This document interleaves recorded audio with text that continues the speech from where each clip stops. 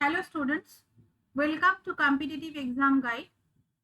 আমি কস্তুরী দে। তোমরা আমাকে অনেকেই আমার অ্যানথ্রোপলজি চ্যানেলে দেখেছো, তোমরা হয়তো অনেকেই ফলো করো। আমার এই চ্যানেলটার মূল উদ্দেশ্য হলো সে সমস্ত স্টুডেন্ট যাদের পক্ষে পড়া কোনো টিচারের কাছে গিয়ে সম্ভব হচ্ছে না, বা এই বর্তমান পরিস্থিতিতে যা পরিস্থিতি চলছে সেখানে অনলাইন লার্নিংটা কিন্তু সব থেকে একটা গুরুত্বপূর্ণ বিষয় হয়ে দাঁড়িয়েছে।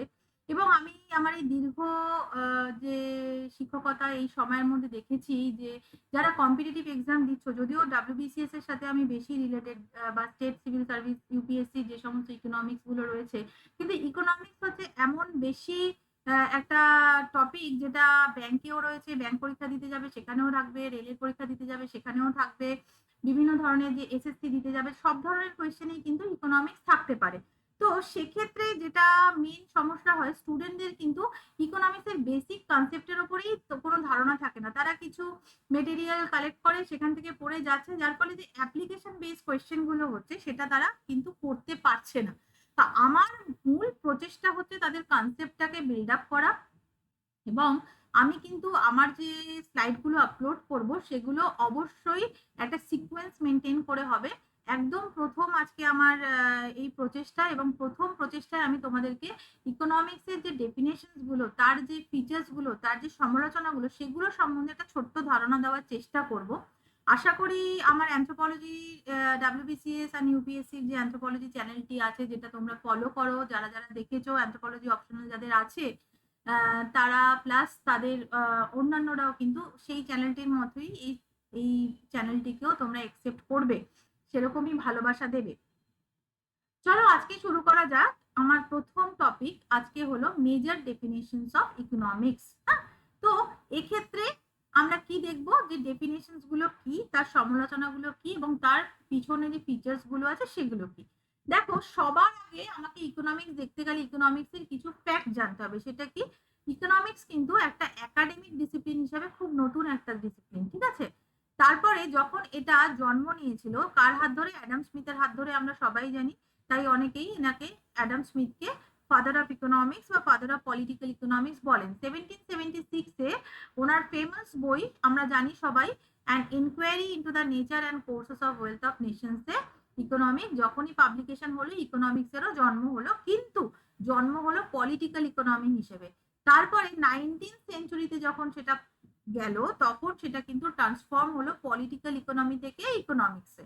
তাহলে এই জিনিসগুলো আমাদের জানতে হবে। আর কি, আমরা দেখেছি যে বিভিন্ন ডেফিনেশন গুলো সাধারণত গ্রিক শব্দ বা ল্যাটিন শব্দ থেকে এসছে।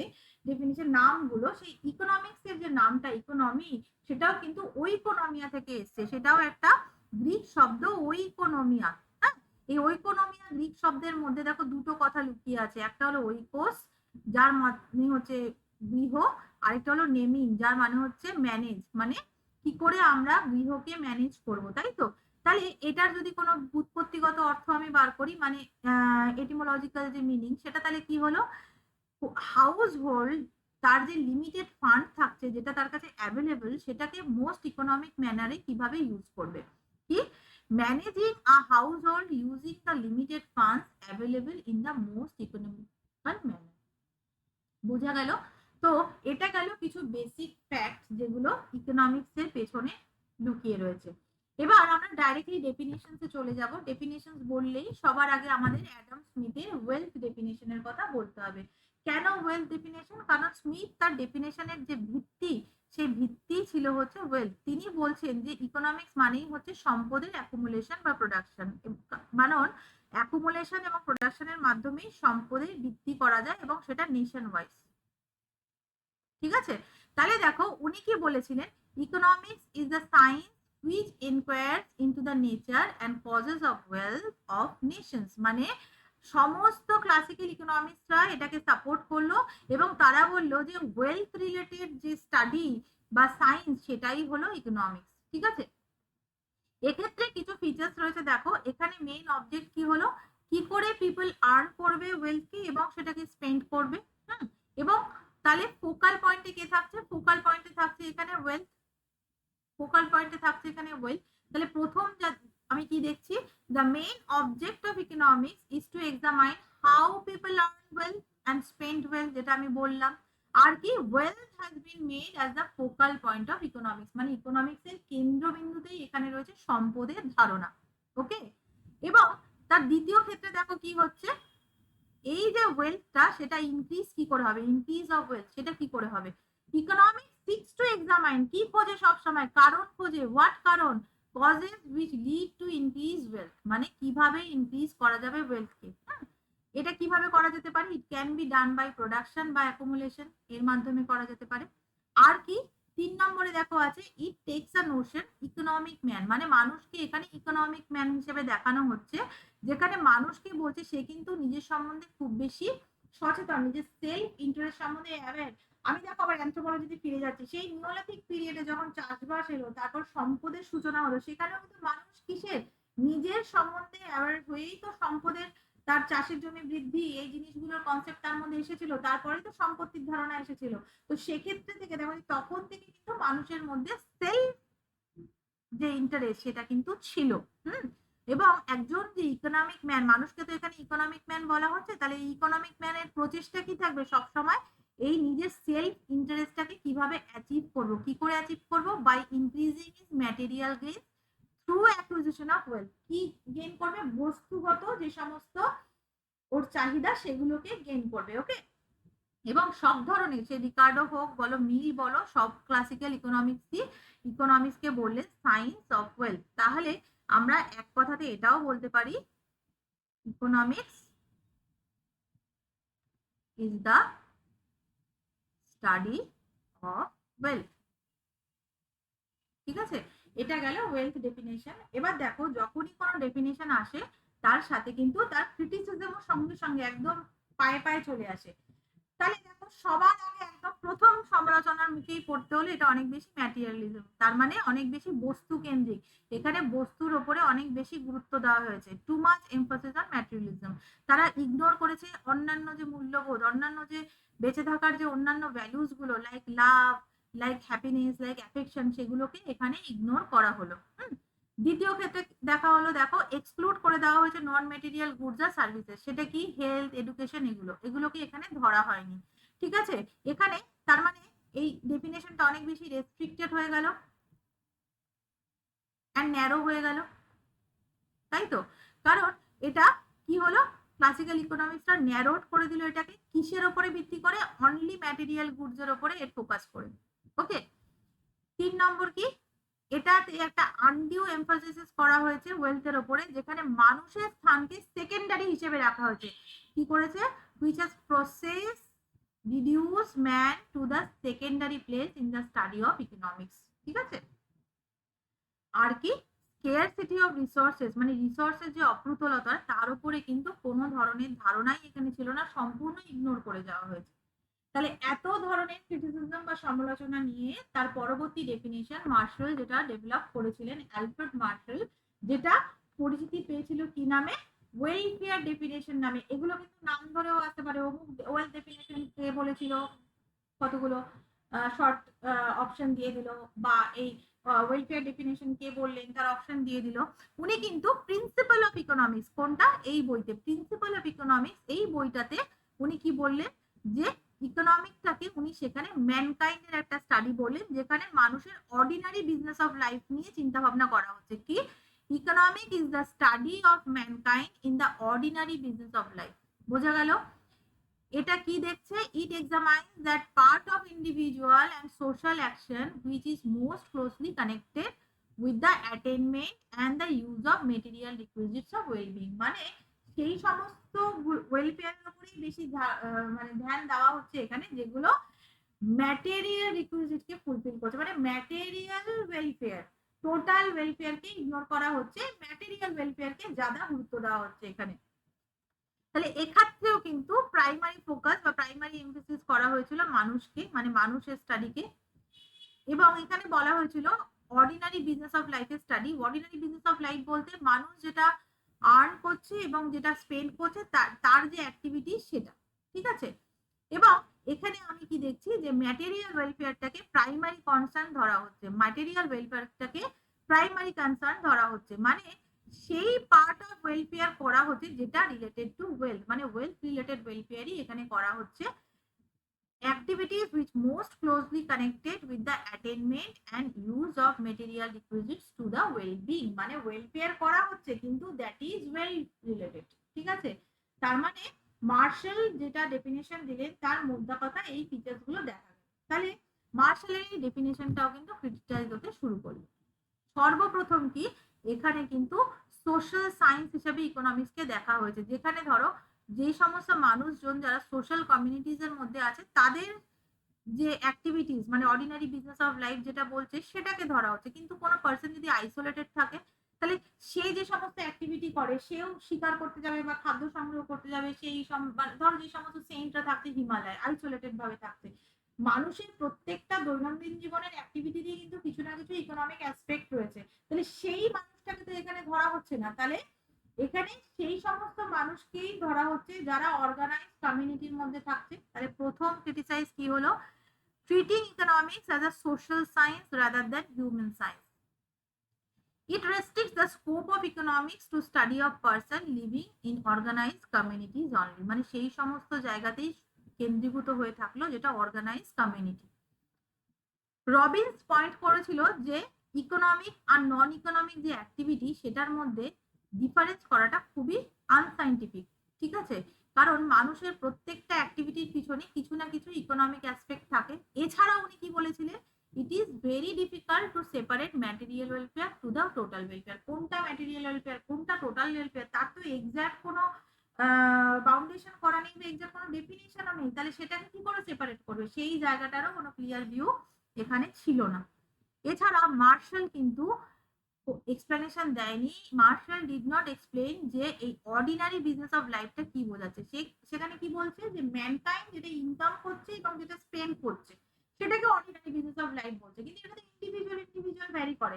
আমি 100 টাকা রোজগার করে 100 টাকাই খরচা করে ফেললাম বা 150 টাকা খরচা করলাম, মার্কেটে ধার করে ফেললাম। আবার একজন 100 টাকা রোজগার করে 20 টাকা জমাচ্ছে, 80 টাকা খরচা করছে, কেউ 70 টাকা জমাচ্ছে 30 টাকা জমাচ্ছে, 70 টাকা খরচা করছে, কেউ পুরোটাই খরচা করছে, কেউ পুরোটাই জমাচ্ছে। But depends on people to people. এবার সবটাই যদি এখানে ধরা হয় প্রত্যেকটা আলাদা আলাদা করে, তাহলে এটা একটা অনেক বেশি লার্জ হয়ে যাবে জিনিসটা, ঠিক আছে? তো এই জায়গা সম্বন্ধে কোনো ক্লিয়ার ধারণা কিন্তু এখানে ছিল না। মার্শাল নন ম্যাটেরিয়াল যে সমস্ত জিনিসগুলো যেমন সার্ভিস অফ ডক্টর, টিচার, এই জায়গাগুলোকে কিন্তু এক্সক্লুড করেছিল, ঠিক আছে? এবং আমাদের কারণ এই যে কোনো ডাক্তার বলো বা কোনো টিচার বলো তার যে কন্ট্রিবিউশন সেটাও তো আমাদের আর্জেন্ট নিডকে স্যাটিসফাই করছে, সেটাও তো প্রমোট করছে ওয়েলফেয়ারকে। তাহলে এইগুলোকে কিন্তু মার্শাল ইনক্লুড করেননি নিজের ডেফিনেশনে, এগুলোকে এক্সক্লুডই রেখেছিলেন। এছাড়াও দেখো রবিন্স পয়েন্ট আউট করেছিল যে এটা অনেক বেশি রেস্ট্রিক্ট থাকছে টু স্কোপ অফ স্টাডি ইকোনমিকের স্কোপটাকে ঠিকভাবে স্টাডি করতে পারছে না। কারণ কি, এটা সেভারাল অ্যাক্টিভিটিকেও তোমার ধরছে, যে সমস্ত অ্যাক্টিভিটি গুলো আদেও ওয়েলফেয়ারকে প্রমোট করে না। যেমন অ্যাক্টিভিটিস লাইক সিগারেট বা লিকিউর, এগুলোও তো ইকোনমিক্স এর মধ্যে পড়ছে, কিন্তু এগুলো কি ওয়েলফেয়ার করছে? তাহলে এগুলো ওয়েলফেয়ার করছে না। তা এই জায়গাগুলো সম্বন্ধেও কিন্তু ক্লিয়ার ধারণা মার্শালের থিওরিতে ছিল না বা মার্শালের ডেফিনিশনের মধ্যে ছিল না। কি ভালো লাগছে? ভালো লাগলে একটু কমেন্ট করো, শেয়ার করো, ঠিক আছে? তারপরে দেখো স্কেয়ারসিটি ডেফিনেশন এলো। স্কেয়ারসিটি ডেফিনেশনে রবিন্স যেটা দিলেন আমাদের, যে আমাদের কাছে রিসোর্সেস স্কেয়ার মানে খুবই অপ্রতুল এবং সেটাকে আমাদেরকে ইউটিলাইজ করতে হবে অল্টারনেটিভ ম্যানারে এবং সঠিক ইউটিলাইজেশনটাকে সেইভাবে করতে হবে যাতে আমার পরবর্তী সময়ের জন্য কিছু বাকি থাকে, তাই তো? এবং উনি তার যে বিখ্যাত বই নাম দেখো, the nature and significance of economic science, সেখানে কিন্তু ওনার স্কেয়ারসিটি ডেফিনেশনটা দিয়েছিলেন। কি বললেন? Economics is the science which studies human behaviour as a relationship between কিসের সম্পর্ক, এন্ডস অ্যান্ড স্কেয়ার মিন মানে স্কেয়ার যে রিসোর্স তার এবং তার যে ইউটিলাইজেশন তার, হুইচ আর অল্টারনেটিভ ইউজেস, যার অল্টারনেটিভ ইউজকেও কিন্তু এখানে ধরা হচ্ছে। এবং এখানে তিনি 3টে ফ্যাক্টের কথা বলেছিল, যে যে কোনো মানুষেরই কিন্তু চাহিদা বা ওয়ান্ট তার কিন্তু কোনো সীমা নেই, ওয়ান্টস আর আনলিমিটেড, আনলিমিটেড ওয়ান্টস এর কথা এখানে বলা হয়েছে। যখনই তোমার একটা ওয়ান্ট ফুলফিল হয়ে যাবে তখনই তুমি নতুন ওয়ান্ট তোমার তৈরি হয়ে যাবে। তাহলে এক্ষেত্রে মানুষকে বুঝতে হবে তার একটার পর একটা ওয়ান্ট আসতে থাকবে তো, কিন্তু লিমিটেড তো রিসোর্সটা, তাকে বুঝতে হবে যে কোন ওয়ানটা তার কাছে বেশি জরুরি, তার কাছে বেশি ইম্পর্টেন্ট, বা কোনটা সে আগে করবে। ঠিক আছে, কারণ তার এই যে লিমিটেড রিসোর্স সেটাকেই সে ওইটাকে ফুলফিল করবে, তারপরে সে নেক্সটটা করবে। তাহলে এখানে কি বলছে, man has limited account of resources and is not possible to satisfy all ones with this limited resources. এই লিমিটেড রিসোর্স দিয়ে সব ওয়ানকে সে স্যাটিসফাই করতে পারবে না, তাই তাকে ডিসাইড করতে হবে which one has to be satisfied first আর which one is more important than other. বোঝা গেল? তারপরে দেখো কি বলছে, যে পরের যে ফ্যাক্ট যেটা উনি বলেছিলেন সেটা কি, রিসোর্সের কিন্তু অল্টারনেটিভ ইউজেস থাকছে। রিসোর্সেস হ্যাভ অল্টারনেটিভ ইউজেস, যেটা কি it has to be decided how to make efficient use of scarce resources. মানে কোনো স্কেয়ার রিসোর্সকে আমি কিভাবে এফিশিয়েন্টলি ইউজ করব সেটা কিন্তু আমার এখানে দেখতে হবে। ওকে,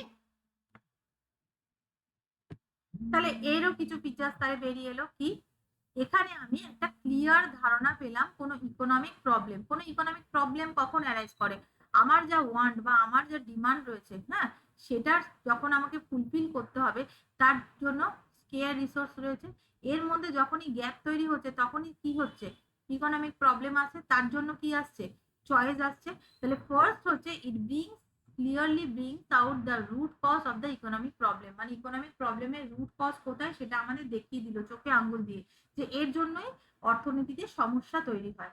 এবং economic problem arises due to scarcity of means in relation to their demand. বোঝা গেল?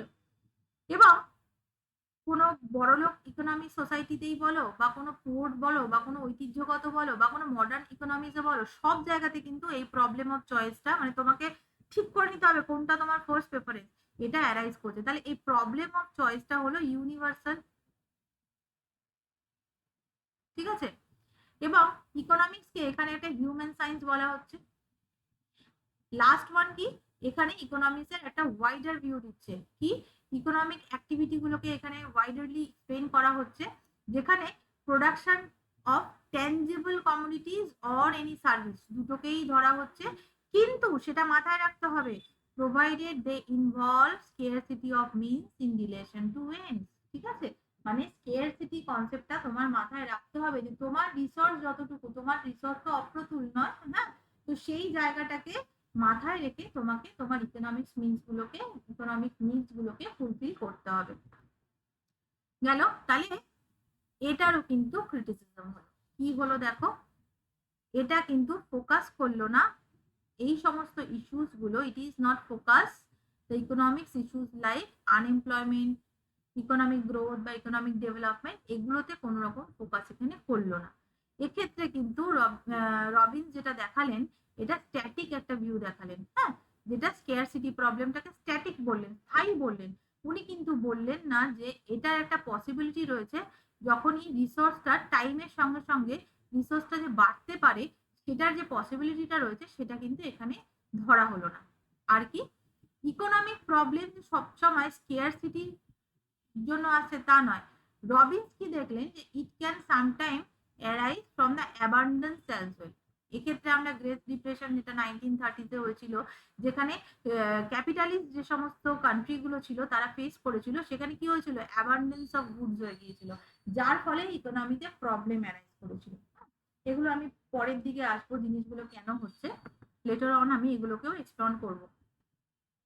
তাহলে এরপরে আমরা স্যামুয়েলসনের গ্রোথ ডেফিনেশনটা করব। গ্রোথ ডেফিনেশনে কিন্তু একদম ওয়াইডার ভিউ অফ ইকোনমিক্স বলা হলো, যেখানে বাটার ইকোনমি হোক বা মানে with or without use of money, আর কি বাটার বা এক্সচেঞ্জ, বোথ ইকোনমিতে কিভাবে রিসোর্সকে অল্টারনেটিভ ইউজের মাধ্যমে প্রোডাক্টিভ করা হচ্ছে, এবং সেক্ষেত্রে কিন্তু তার কনজাম্পশন সম্বন্ধে ধারণা দেওয়া হচ্ছে, তার ফিউচার সম্বন্ধে ধারণা দেওয়া হচ্ছে, তারপরে ডিস্ট্রিবিউট সম্বন্ধে ধারণা দেওয়া হচ্ছে।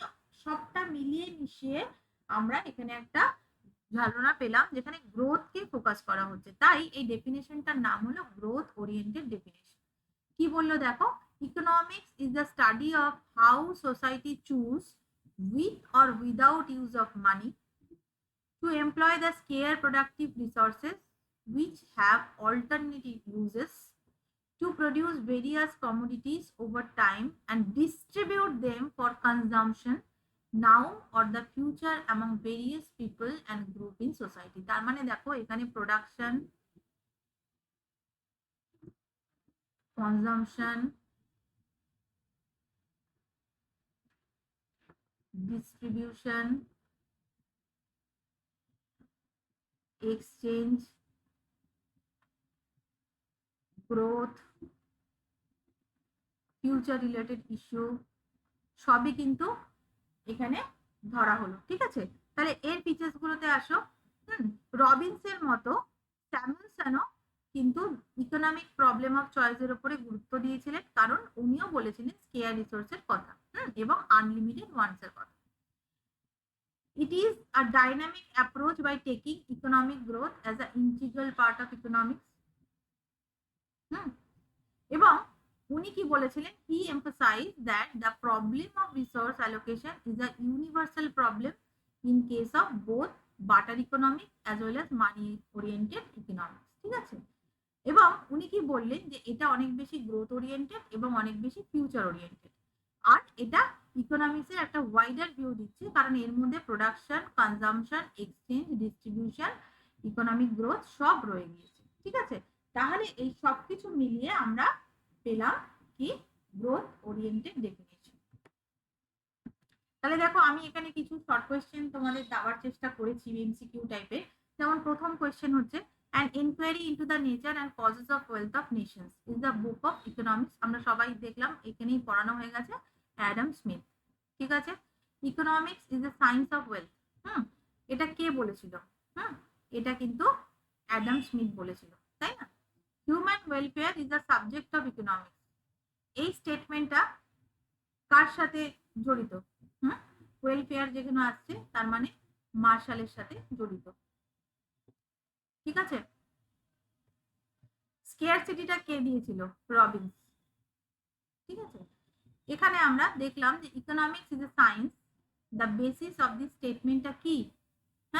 সবটাই ইকোনমিক্স কি? Relation between cause and effect, use of deductive method and inductive method for the formation of laws, experiment, সব মিলিয়ে কিন্তু আমার ইকোনমিক্স যে একটা সায়েন্স সেটা আসছে। ঠিক আছে, দেখো 6 নম্বর প্রশ্ন, which of the following is an economic activity?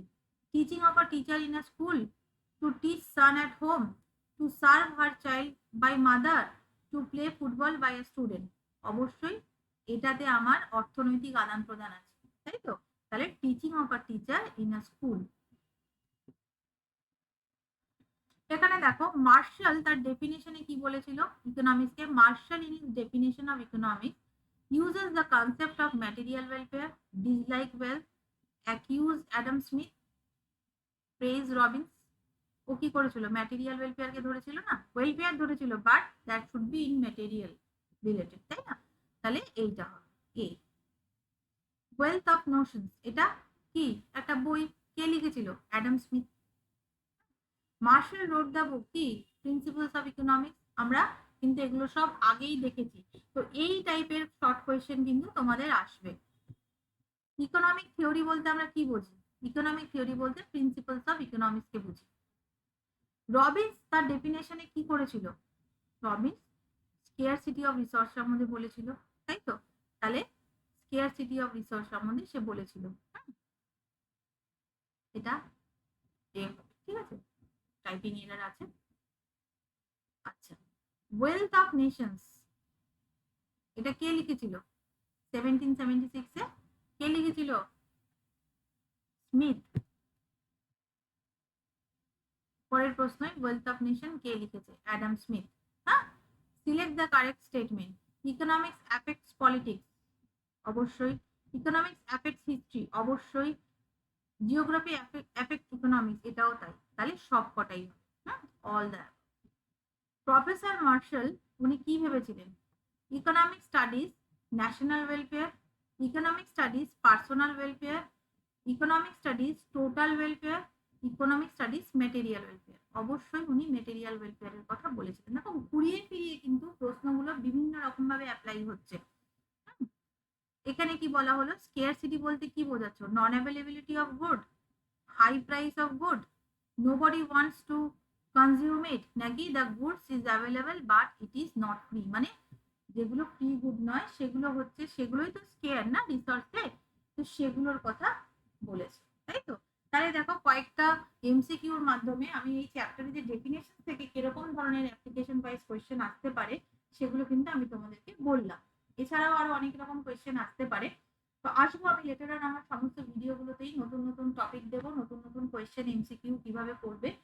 আশা করি তোমরা কিছুটা হলেও ইকোনমিকের ডেফিনেশনস গুলোর ধারণা সম্বন্ধে বুঝতে পেরেছো। যদি ভালো লেগে থাকে অবশ্যই আমার চ্যানেলটা লাইক করো, শেয়ার করো এবং বন্ধুদের মধ্যে সাবস্ক্রাইব করো।